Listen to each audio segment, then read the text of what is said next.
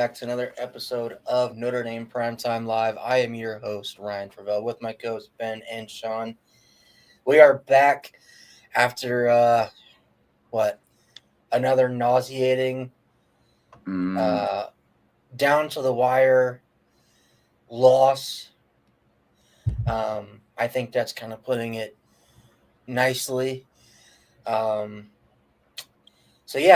Dame starts 0-2. Losing on a last-second touchdown on 4th and goal.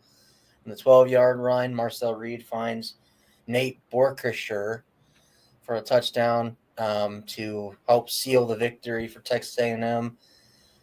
Also, our good friend Tyler Buckner made an appearance. I do remember Ben said something about Tyler Buckner having some sort of impact on this season. I don't think not the fucking impact I thought was gonna fucking happen. Not the impact I thought was gonna happen. Definitely saw a fake punt or two going our way. Nope, not that. Nope. We'll just go ahead and get straight into it because I'm sure there's a lot that needs to be said. I don't even want to be here right now. Dude, I honestly didn't want to do it either, but. Yeah. Well, as you see, I'm wearing a hat of a team that actually knows how to run press man. That will actually do it. And then, shocker, they're also 2-0. And they aren't losing on. They're also the first team in NFL history to not punt. Yeah. They remind me so much of the 2024 Saints when they were 2-0 and then they went to shit. Oh, my wife just texted, "This is our Colts. This is our team." We believe it. Oh. I saw one thing that said, like, we're the official horse. Nay, motherfucker, nay. I was like, oh, that's awesome. It was so I'll let Sean go first because I know Ben's got something very special for us about this game. Sean, go ahead. I don't even know where to start. Yeah, it was a tough one. I'm going to be honest. And I said this, and my brother-in-law told me the same thing, and we were talking about it after the game.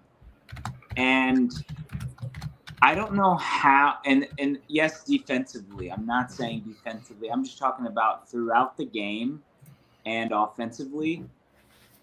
It felt like, I don't even know how to say it. Like, it felt like Notre Dame was up more than they were, or like was better than they blocked the punt. They're up 10. They moved the ball right. It didn't feel like it felt like we were playing better than A&M, like the whole game. Like, it didn't feel like we were going to lose that game until maybe the fourth quarter, but it really felt like. I don't know if y'all felt the same way, but it just felt like, they had like a big play, but it felt like we were the better team, moving the ball down the field. We forced a turnover. We blocked the punt. They couldn't stop us on offense. Like, it felt like we were better. But, I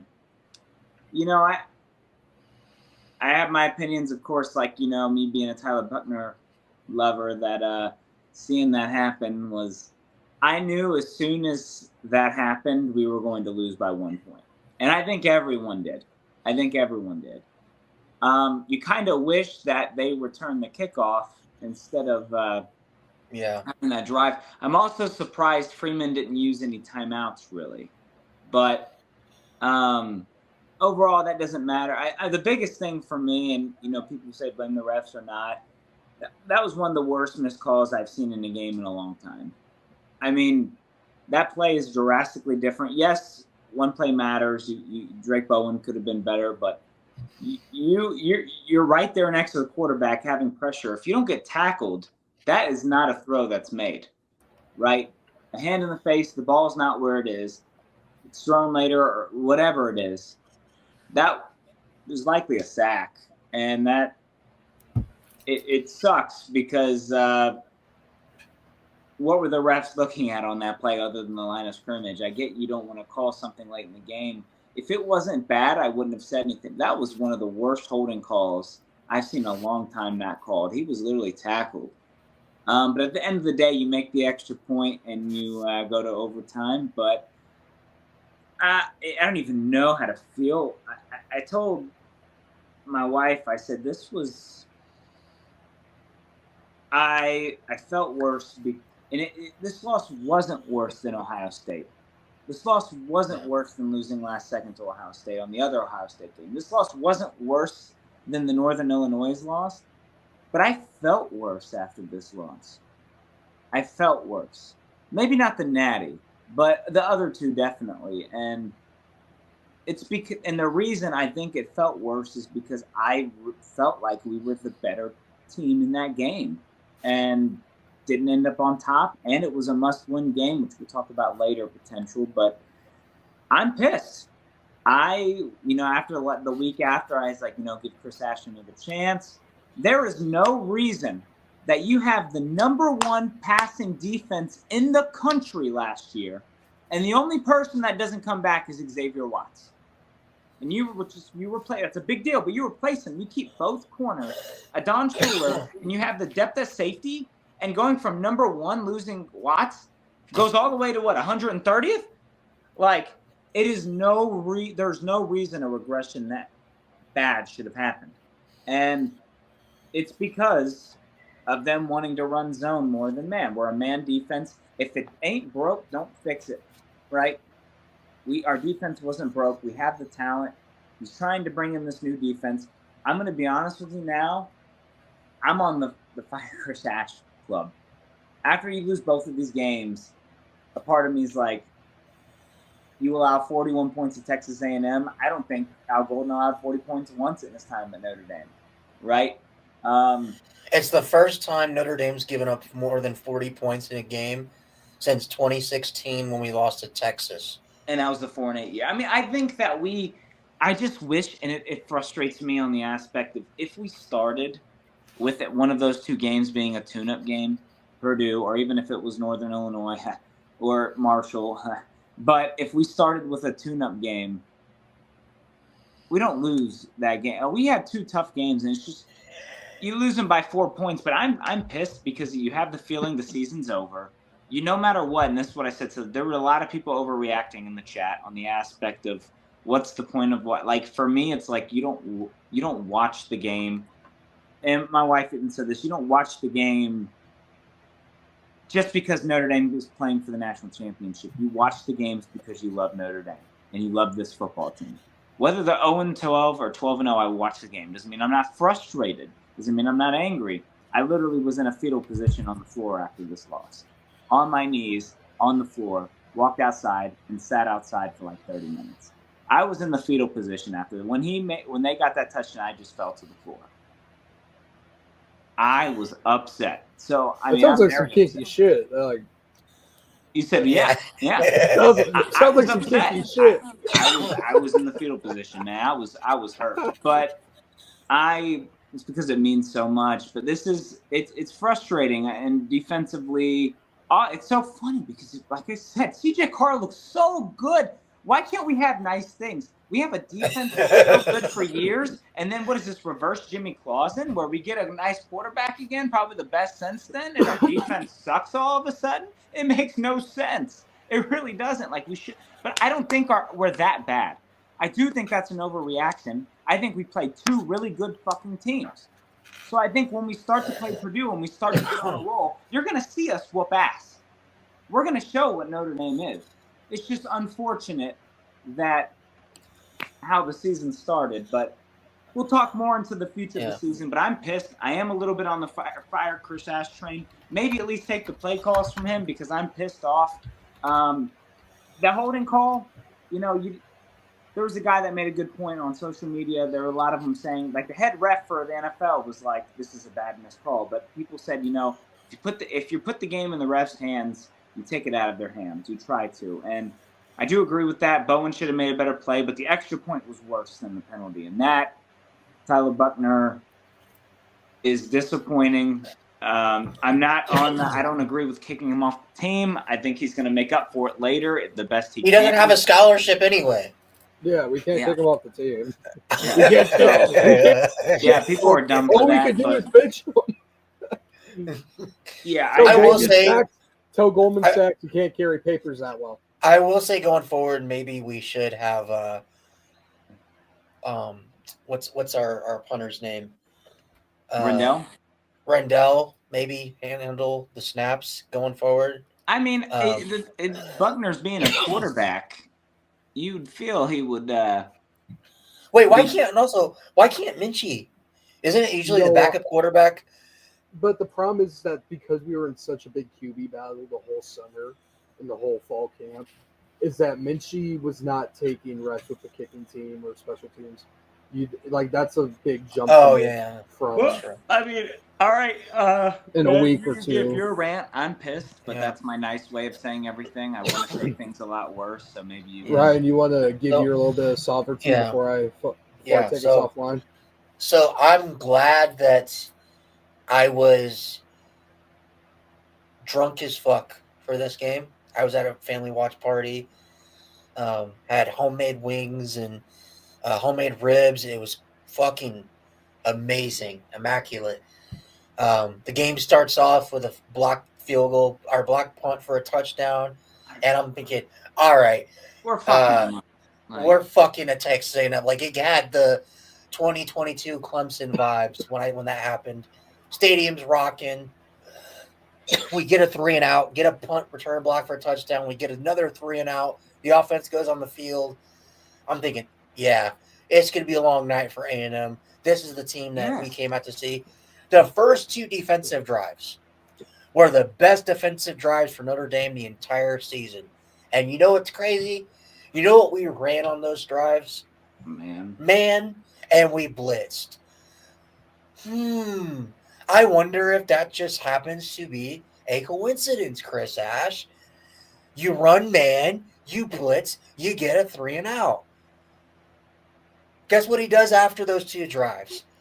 We're going to run the same shit we ran against Miami. Actually, scratch that. We're going to run the same shit. We're going to switch it up a little bit. You know what my version of switching it up is? Instead of just rushing 4 on the defensive line, we're going to rush 3 and bring a corner blitz. Or we're going to have Leonard Moore come on a corner blitz and get completely manhandled. That is such a smart idea, Ash. Yeah. I have never seen, outside of Brian Van Gorder, which it's not Brian Van Gorder levels bad, but you have, like I said, you've been here for less than 8 months and you've already ruined a top 10 defense. I don't know how you do that. I don't know how possible that is. The thing that pisses me off the most about it is that and I'm sure Ben will kind of go into this, but Marcus's press conference where he's talking about the play calling, and he's like, I don't think it's the play calls. I think it's the execution. Well, again, part of that may be true, right? It's the play calls, man. It's the play calls.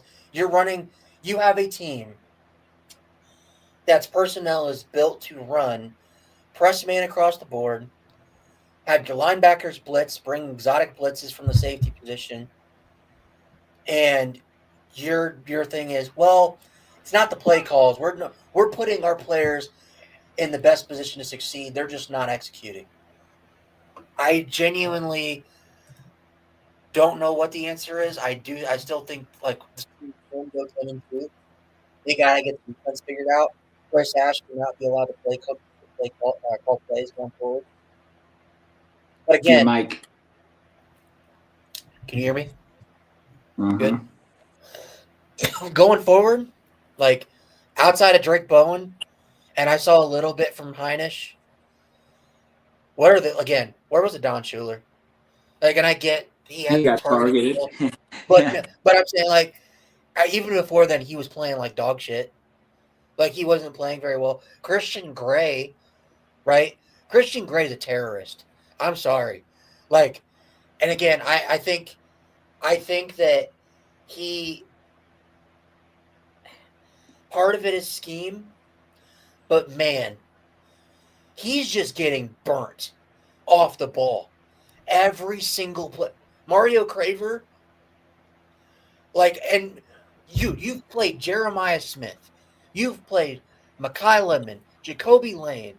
You've played Ja'Cory Brooks, Colin Lacey. You've played some good receivers. I don't think Mario. He has been burnt by all those receivers as well. It's not like we saw. It's not Yes, like, oh, you did well against these receivers. What happened here? No, he's. I mean, he it's weird. As earlier in his career, it felt like he was more locked down than now. But I think. I mean, I was more thinking that about Carson Hobbs. I thought Carson Hobbs. Well, see, the thing is, I have a hard time. Me personally, I have a hard time getting as mad at Carson Hobbs as I do getting as mad at Christian Gray, because Hobbs is a freshman. Gray's been in the system for 3 years. He's been Mike Mickens is the best DBs coach in college football.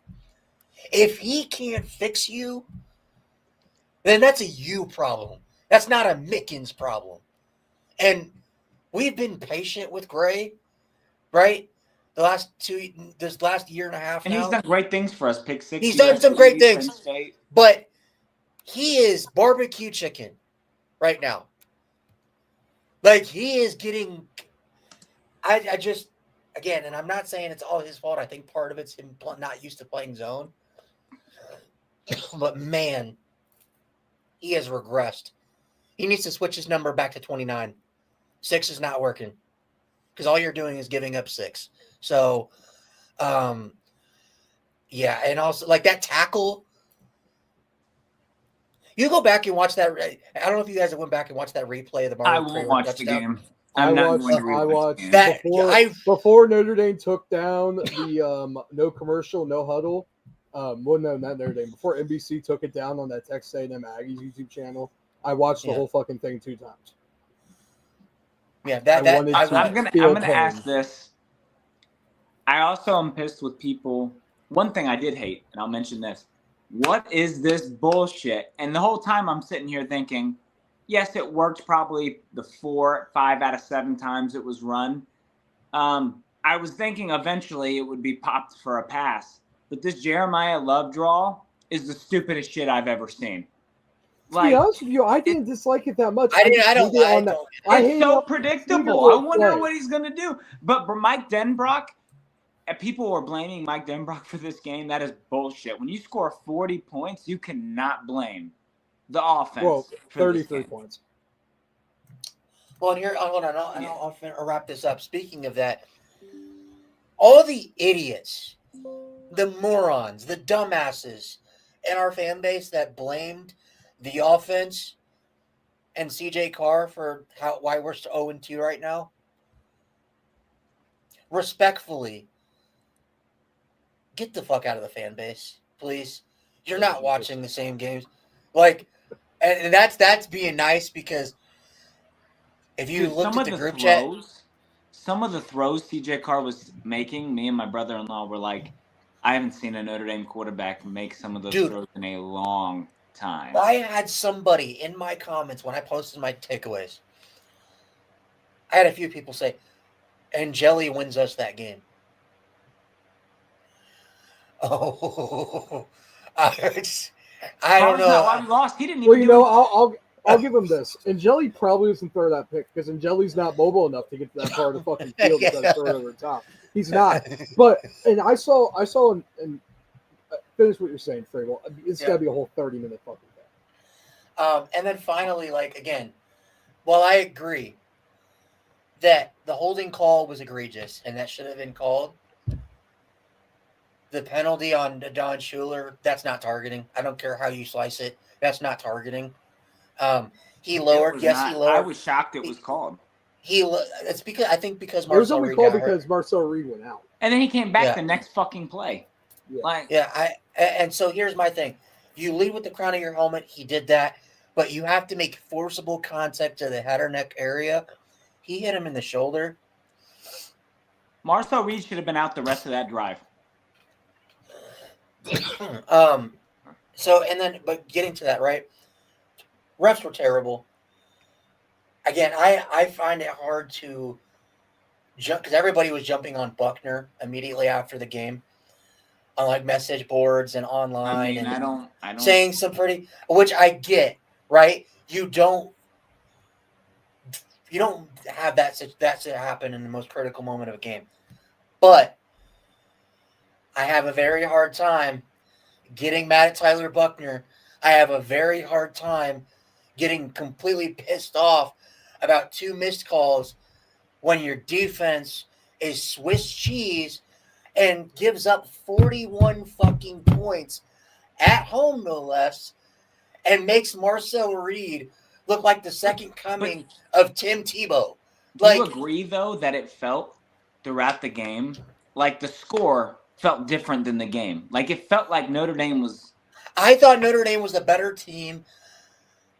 I thought Notre Dame for sure was going to win when we were up 24-14 because Texas A&M couldn't stop us on offense. When Carr threw the pick, I think everything changed. I think the feel of the game changed, and that's where I think Texas A&M kind of took hold. I think Notre Dame did a good job of coming out and getting back a hold of the game offensively. But again, your defense gave up 41. There's a reason why Notre Dame hasn't given up 40 points in almost a decade. It doesn't happen. We're not built that way. Something my brother-in-law said, too, is that when you practice extra points and stuff for botched snaps, you practice for those situations for the tight ends and non-offensive linemen to spread on the field. There was only one guy that recognized the snap was botched to go try to even get a 2-point conversion there. Everybody else was just standing around. Who's number 25, by the way? Buchner could have. I don't know if Buchner didn't yell like. But no, who is that? I don't think Buchner yelled fire. That's the thing. Yeah. You put it like when you do something that you see some sort. It kind of felt like he was in his motion. He was like, "Oh, let me look outside. Oh, there's only one guy open."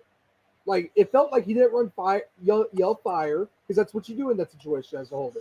Well, at least that's what you do in most levels of football. You scream fire because it's the fire drill play. Which, by the way, fucked up. So now you have to fucking yell fire because you have to panic and guys have to spread out. Which, by the way, he did have a guy open. I don't know who number 25 is. Yes, but nobody else was. No one else went out. Yes, but I do think that guy was delayed. I think he turned around and saw Buchner running out. Yeah, I don't know who 25 is. I don't know what position he plays. There's no guarantee because I saw people say Buchner had him wide open. If he takes his time and sets his feet, that's an easy. That's a panic situation. Like that's like I think he completely was in panic mode. Yeah. But finally, like again, and also to the people in the fan base that like I posted the game day graphic for Notre Dame Purdue, and all the people that come. Who cares? I'm not even going to watch. I think it was Irish Muse was like, I'm not even watching a game the rest of the year. I'm like, sorry. Respectfully, I get it. Hold on, respectfully, I get it. We're all pissed off. We rightfully so. We should all be mad with how these first 2 games went. But I don't know about you, Ben. I sat and watched 4-8 Notre Dame. I watched that shitty team. I'm gonna watch. If this team sucks, we gotta watch this fucking team. I went to Purdue Notre Dame after NIU. It does not matter how bad this team gets. This shit is like crack cocaine. I need it in my veins. Yeah, if they're 0-12 or 12-0, you will always watch Notre Dame. Like I will always be excited to watch a Notre Dame game. And guess what? Next year, like let's say this. Let's say we go 2-10 like Florida State. We just fucking shit the fucking play. And let's say we do that. I don't think we will. Knock on wood. If we do, fuck it. If we do that, I'm gonna watch every fucking game. I'm gonna sit there and I'm gonna watch every fucking press conference. I'm gonna sit there in the summer and think, wow, this recruit's gonna help our team so much. This transfer's gonna help our team so much because it's gotta mean a lot more when we go to Wisconsin, to Green Bay, Wisconsin, week 1. And kick the shit out of Wisconsin because Wisconsin's a shitty ran fucking program, but at least it's that little bit of refresh in our life that hey, this team's back on top, or it looks like that. And enjoy the season, whether it's what we want or not. We're not going to get it for another year, so like enjoy. Because I guarantee you, every Notre Dame fan saying like, "Oh, I'm not going to watch." Bullshit, you're not going to watch. First of all, because you're just going to be like the rest of us. Come January 1st, you're going to be like, "Wow, I really wish I could watch Notre Dame football." Those are the same people that last year said the same shit after we lost to NIU, and then we're the people trying to celebrate when we made it to the national championship. Yeah. Which nothing's wrong with that. Like, if you want to be that type of fan, that's all up to you. You want to be a fan who's not committed or does seen as a fair weather fan that's only there when we're good, doesn't want to go through the hardship, that's fine. That's not what college football is. This isn't the NFL. Okay? Yeah. Teams can change in 1 year. It's not just the know NFL that nobody's going to respect you. Just know nobody's going to respect you in the fan base. I won't respect you as a fan. Like, you might be a good person. Yeah, that's what I mean. Like, but I'm not going to be like, oh, this guy's a big Notre Dame fan, because you're not. You're just not. Like, all right. Yeah, I do wonder. Yeah, I do wonder real quick. I do wonder how much of that is because the Natty run brought in more people. I wonder if those are the people that we're running into. But go ahead, Ben.